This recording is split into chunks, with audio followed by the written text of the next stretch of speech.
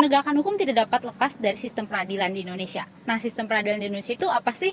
Sistem peradilan di Indonesia adalah keseluruhan perkara pengadilan dalam suatu negara yang memiliki perbedaan namun saling berkaitan dan berhubungan, sehingga menciptakan mekanisme yang secara konsisten dapat diterapkan.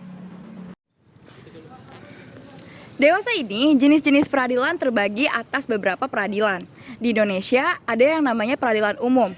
Peradilan umum sendiri merupakan lingkungan peradilan yang berwenang untuk memeriksa, memutus, dan mengadili perkara pidana maupun perdata sesuai dengan peraturan perundang-undangan yang berlaku.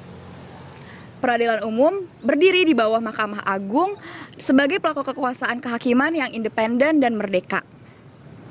Peradilan umum diatur dalam Undang-Undang Nomor 49 Tahun 2009 tentang perubahan kedua atas Undang-Undang Nomor 2 Tahun 1986 tentang peradilan umum. Adapun pengadilan yang termasuk dalam peradilan umum yaitu peradilan tinggi dan peradilan negeri. Sedangkan hukum acara yang dikenal dalam peradilan umum yaitu hukum acara pidana dan hukum.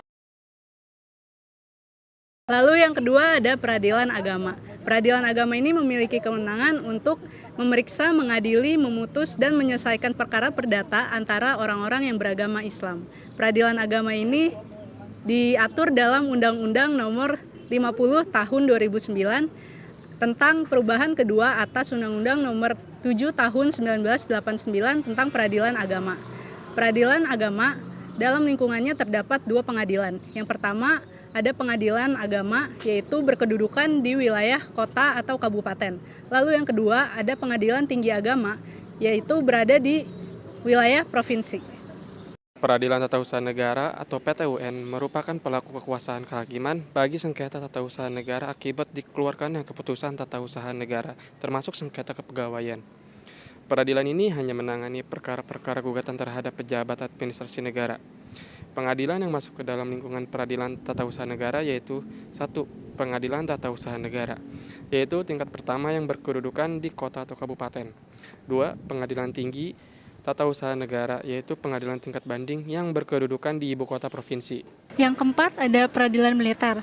Peradilan militer merupakan peradilan yang mengurus peradilan di lingkungan militer dan terdiri atas peradilan militer tinggi, peradilan militer utama, dan peradilan militer pertempuran.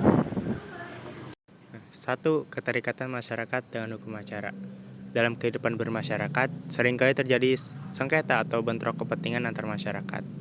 Penyelesaian sengketa dapat dilakukan dengan dua cara, yakni melalui mediasi dan juga litigasi. Penyelesaian melalui litigasi memerlukan aturan main atau yang biasa disebut dengan hukum acara.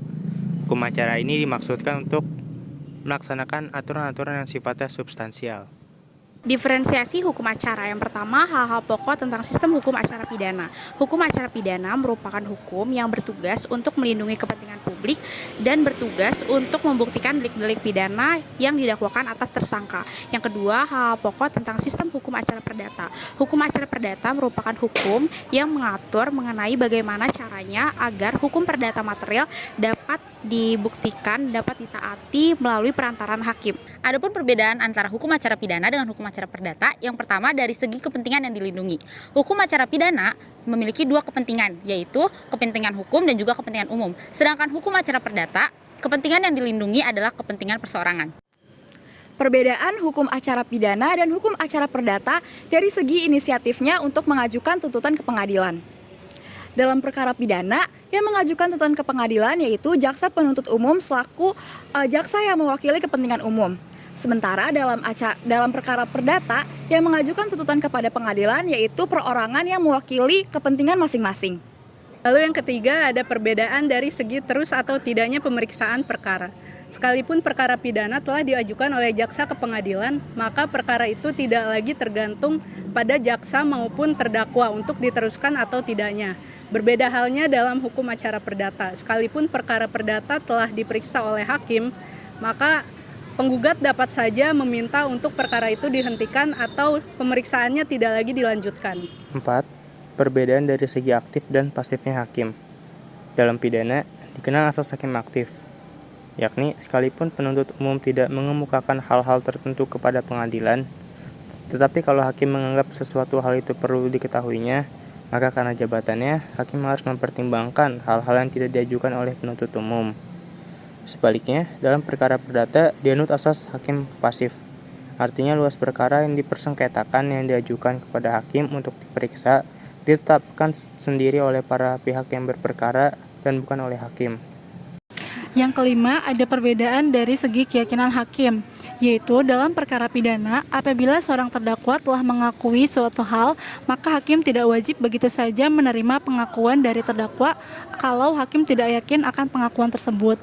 Kemudian, dalam perkara perdata, apabila seorang tergugat mengakui apa yang dituntut oleh penggugat, maka hakim wajib menerima pengakuan tersebut sekalipun hakim tidak yakin akan pengakuan yang disampaikan oleh terdakwa. Perbedaan dari segi kebenaran yang ingin dicapai. Hukum acara pidana bertujuan mencari kebenaran material. Kebenaran material yang dimaksud yaitu kebenaran yang sesungguhnya meskipun tidak nyata di pengadilan. Dalam hukum acara perdata hanya bertujuan mencari kebenaran formal. Maksud dari kebenaran formal yaitu kebenaran secara formal nyata di pengadilan melalui alat-alat bukti yang sah. Perbedaan dari segi penetapan fakta dan penemuan hukum. Hukum acara perdata dalam konsiderannya secara jelas memisahkan antara peristiwa dan hukumnya. Sementara hukum acara pidana tidak secara tajam memisahkan antara peristiwa dan hukumnya. Dalam hal ini dapat dikatakan bahwa terdapat hubungan antara penetapan fakta dan penemuan hukumnya. 8. Perbedaan dari segi ukuran sanksinya. Dalam hukum acara pidana, ukuran tentang hukuman tidak menggunakan ketentuan pembuktian yang umum seperti terdakwa bersikap baik dan sopan dalam persidangan. Ini jelas tidak menggunakan pembuktian lebih lanjut.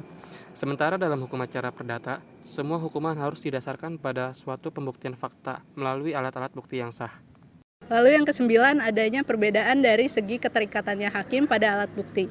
Dalam hukum acara perdata, hakim semata-mata terikat pada alat-alat bukti yang sah. Sedangkan dalam hukum acara pidana, alat-alat bukti yang sah baru terikat jika adanya keyakinan akan kebenaran dari hakim terhadap alat bukti tersebut.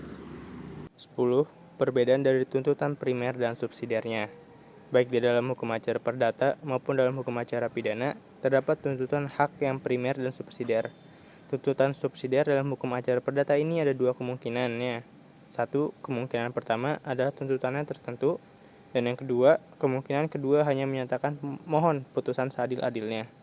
Dalam gugatan Yang ke-11 ada perbedaan dari segi pemeriksaan pendahuluan dan persidangan.